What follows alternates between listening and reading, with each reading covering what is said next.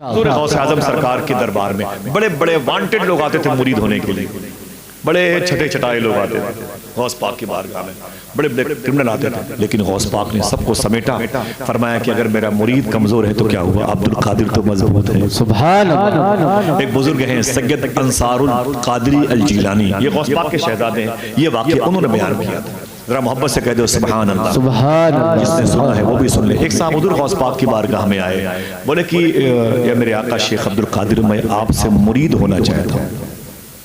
क्या करने के लिए आए थे? मुरीद होने के लिए। मुरीद होना चाहता हूँ। गौस पाक को बताया कोई बात नहीं, हाथ बढ़ाया गौस पाक ने, उसने ही बढ़ाया।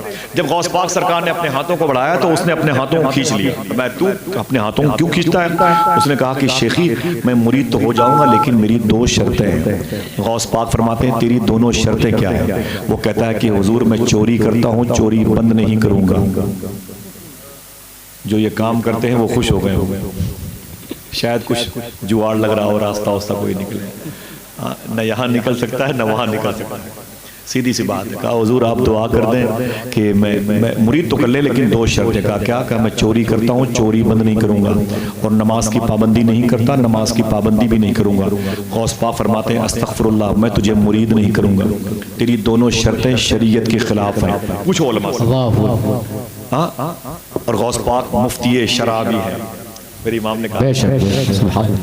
तो कहते हैं कि गौस पाक चल बाहर चल, तौबा कर, शरीयत के खिलाफ बात करता है। कहा हुजूर मुझे मुरीद कर लीजिए। कहा नहीं, तुझे अपनी दोनों शर्तें वापस लेनी पड़ेंगी, तुझे नमाज की पाबंदी करनी पड़ेगी और तुझे चोरी बंद करनी पड़ेगी।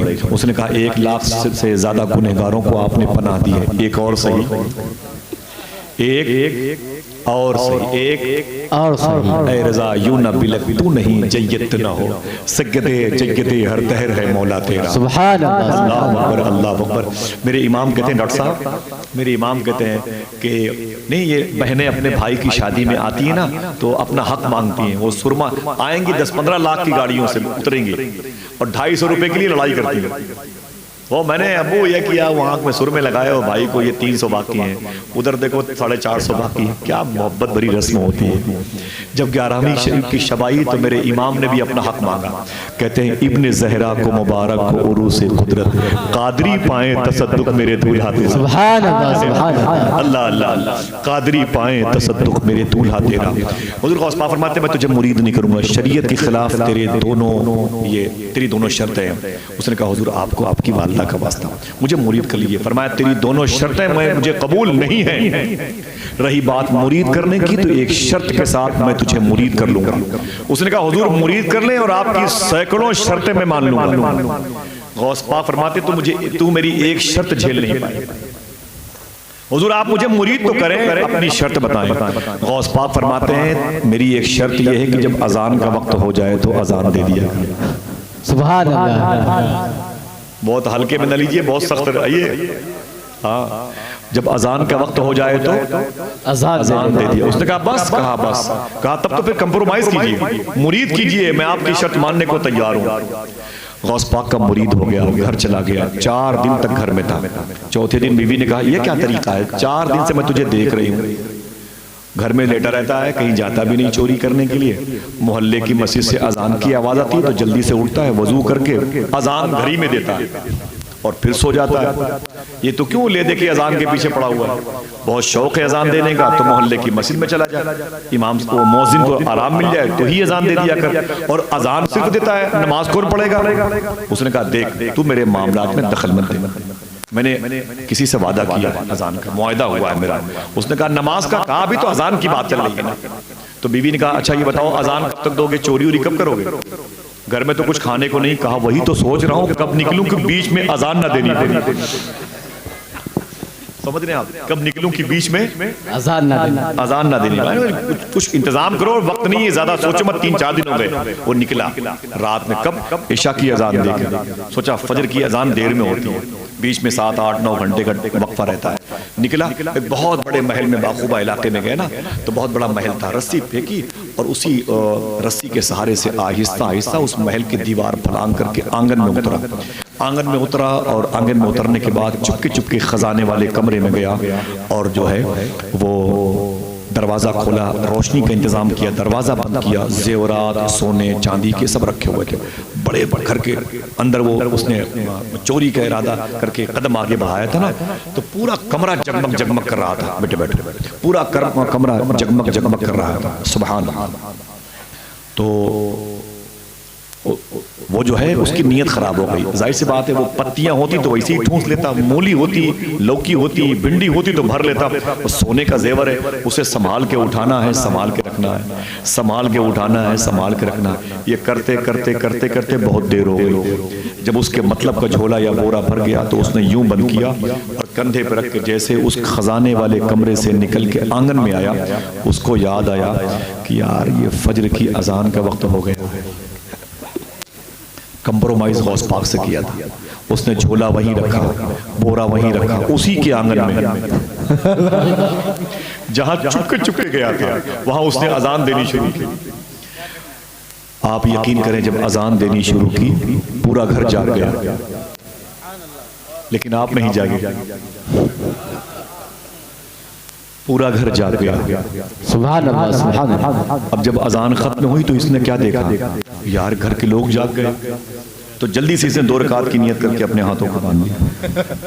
सोचा जब तक ये वजूज़ू करेंगे फिर अपने अपने कमरे में चले जाएंगे, हम फिर निकल जाएंगे पीछे वाली दीवार को फलांग करके।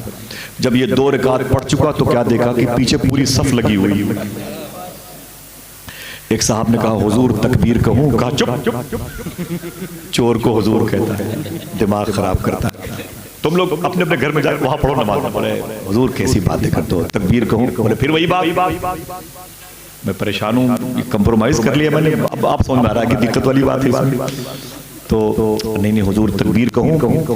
तो कहता है कि लोग बोले आप अपने आप को बार बार चोर हो कर रहे हैं, आप बड़े मुबारक हैं। इधर ये फंसा हुआ था, उधर गौस पाक अपने मोहल्ले बाबू शेख में अपने हुजरे में बैठे हुए मुस्कुरा रहे थे। तो खादिमों ने कहा कि हुजूर क्यों मुस्कुरा रहे हैं? फरमाते हैं फंस गया। जो लोग नाश्ता करके नहीं आए हैं वो भी फंसे हुए हैं। लेकिन हाँ, लंगर के में शिरकत से पहले तो बहुत लोग तो वो हाजमे का दवाइयाँ खा के निकलते हैं। चलिए ठीक है, वो तो डॉक्टर साहब समझेंगे भाई, माशाअल्लाह। जरा मोहब्बत से कह दो सुभान अल्लाह, सुभान अल्लाह। ठीक है, हुजूर की हदीस शरीफ है, जमजम का पानी मोमिन पेट भर करके पीता है, मुनाफिक पेट भर के नहीं पीता। सूफिया कहते हैं गौस पाक का लंगर भी, गौस पाक का आशिक गौस पाक का लंगर भी पेट भर के खाता है। सुभान अल्लाह, सुभान अल्लाह। लेकिन खाया करो माशाल्लाह, अपने दरवाजे पर लंगर सजाया करो इंशाअल्लाह। बोलो गौस पाक सरकार ये चीनी वगैरह लेकर के जंगलों में चले जाते थे, बिखेर देते थे, कहते थे ये चूटियों के लिए। सुभान अल्लाह। कभी कभी ये काम किया करो, हाथों को उठा के बोलो इंशाअल्लाह, इंशाअल्लाह, इंशाअल्लाह। कभी कोई तकलीफ हो तो दरवाजे पर बैठने वाले कुत्ते को 5 रुपए का पार्ले बिस्कुट दे दिया इंशाअल्लाह। वक्त नहीं, बातें मुझे खत्म करनी है 2-3 मिनट में। तो वो फंस गया। गौस पाक फरमाते हैं फंस गया। तो मुरीदों का हुजूर कौन फंस गया? बोले वही फंस गया, आया था मुरीद होने के लिए, 2 शर्त लाया था, दोनों शर्तें शरीयत के खिलाफ उधर पड़ी हुई है, मैंने कबूल नहीं किया, मेरी एक मान के फंस गया।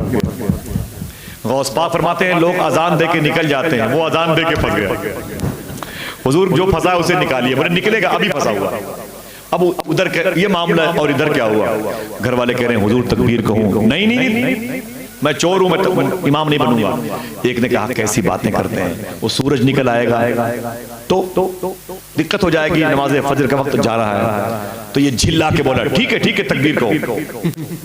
चोर साहब इमामत के मुसल्ले पर, लेकिन फिर भी दिल कहता है काश उन मुक्तदियों में हम भी होते। इंशाअल्लाह दिल कहता है, उल्मा बुरा न माने, दिल कहता है काश उन मुक्तदियों की सफ में हम भी होते, या उनकी नालें जहां रखी थी वहां होते। सुभान अल्लाह, ये भी बड़े करम की बात है।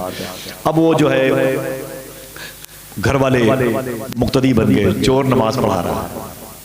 जब सलाम फेरा तो घर के लोग करीब आए, कोई हाथ चूमा, कोई जुब्बा चूमा, कोई कदम से लिपटा। कहा हुजूर आपका बहुत बहुत शुक्रिया, आप मेरे घर तशरीफ लाए। बोले यार फिर वही बात कर रहे, यार मैं चोर आदमी हूँ, मुझे झेलना पड़ रहा है, वो एक कंप्रोमाइज। अब मैं समझ रहा हूँ दिक्कत वाली बात है, आज मुझे एहसास हुआ है। तो बोले हुजूर ये क्या बार बार आप चोर चोर चोर लगा रखे हैं? तो सबको ले गया उस झोले के पास, कहा देखो मैं चोरी करने के इरादे से आया था, इस बोरे में, इस झोले में आपके घर का जेवर है कि नहीं है? लोगों ने उसे खोल के देखा, कहा हाँ ये जेवर तो हमारे ही घर का है। कहा फिर इससे पता चला मैं चोर हूं? तो घर वाले भी बड़े ढीठ किस्म के थे। बोले नहीं, आपने अपनी विलायत पर चोरी का पर्दा डाल रखा है। बड़ी अपनी विलायत पर चोरी का पर्दा डाल रखा है। आप अल्लाह के वली हैं, आपके कदम मेरे घर पे आए, बरकत आपके पाँव का धुवन दीवारों पे छिड़कने का दिल कहता है। बच्चे पी लेंगे, उनको शिफा मिल जाएगी। बहुत बहुत शुक्रिया। तो यार फिर वही बात, चोर को बार बार तुम लोग पता नहीं क्या भाव दे रहे हो।